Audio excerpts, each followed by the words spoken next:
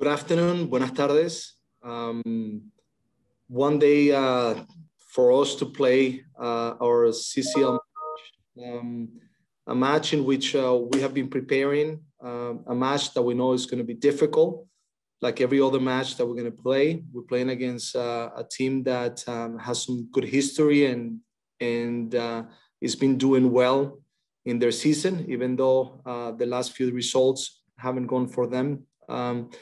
And we are motivated, ready, prepared, and looking for this match coming up.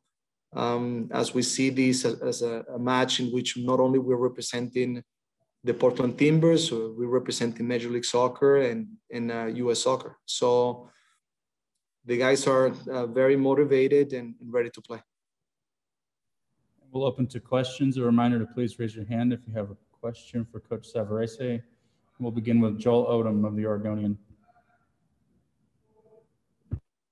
Coach, you touched on it a bit, but what does it mean to you and the club to be playing such a storied team like América?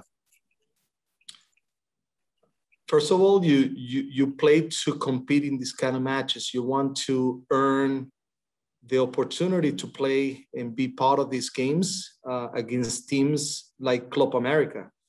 We know that they are a good team. They have a good roster. They've been very competitive on the Solari in the Liga MX, and we know that they're coming here with the best team. So we feel very motivated. We feel well prepared. We feel calm, but we are very ready to understand the responsibility that we have, what we represent in this match that is beyond only our club. And the players are ready for it and excited about these two games that we have to remember. That is very important to understand that it's two matches. It's not only one game, but it's important to get a good result in this game in order for us to put ourselves in a good scenario going into Mexico next week. Next, we'll go to Kyle Garcia, Stumptown Footy. Hi, Coach. I was kind of wondering, this next week or so, or next couple of weeks, it's a pretty condensed schedule with, these two matches you have coming up and these two legs against Club América. And I was kind of wondering, last year with the COVID season, it was such a strange schedule where a bunch of games are also kind of compacted and you're playing once every 3 or 4 days. I was wondering, in some ways, is that almost for lack of a better word, an advantage to know that you guys have had experience with a fairly similar roster, playing in kind of those condensed matches or those many matches in such a condensed amount of time? Was that an advantage at all? And do you think that'll help you handle kind of this stretch of CCL and MLS games you have upcoming? I think that the fact that we had to handle that situation last year in 2020, those consecutive matches, and the fact that we had a deep bench definitely prepare us for this type of matches being consecutive. The only difference is we don't have the depth that we had last year because we still have players that are recovering. We still are looking for some players in the market. But the mentality is there.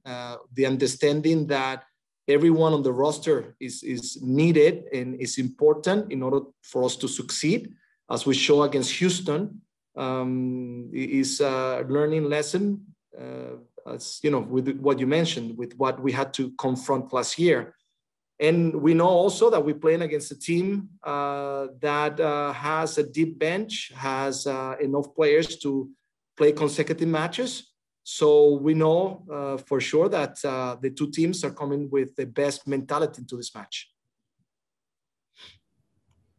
Okay, next we'll go to Richard Farley, Timbers.com.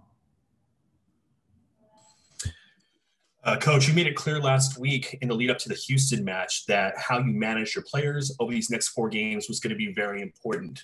Now that you had that first match out of the way and you were able to use a lot of your bench and got a good result this weekend, how would you assess the readiness of your veteran players, the players that you've had to monitor ahead of not only this game, but the 3 games in 8 days that you have ahead of you?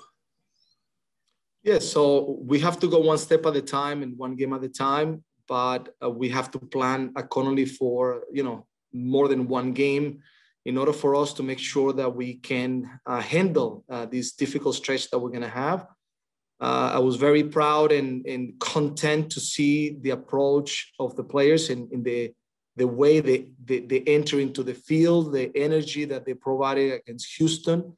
How the guys executed the plan that we put in place, how the guys came into the second half in order to give us what we needed. And I think that if you watch the 90 minutes, we never dropped the pace, which is what you want to see from your team. And that shows me as a coach that everyone is ready, everyone is eager to play, everyone is on the right mentality to provide for the club.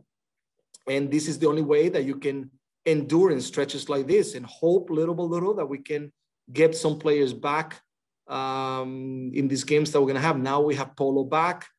So I'm sure that he's going to be able to participate in these stretches. We have Jebo getting very close. Seba, not as close as we expected, but still, not far away.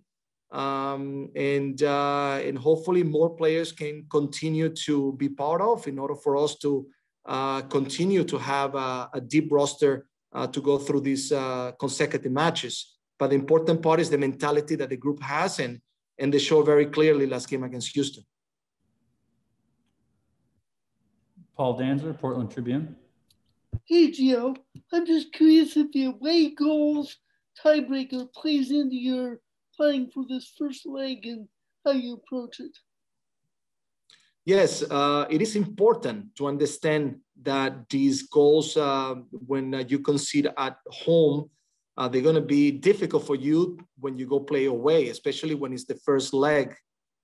So, of course, you want to prevent that. You want to make sure that your goal stays in zero. You want to try to make sure that you win the match, making sure that you protect your goal. But also you cannot enter into the match being afraid, that you're going to get scored on.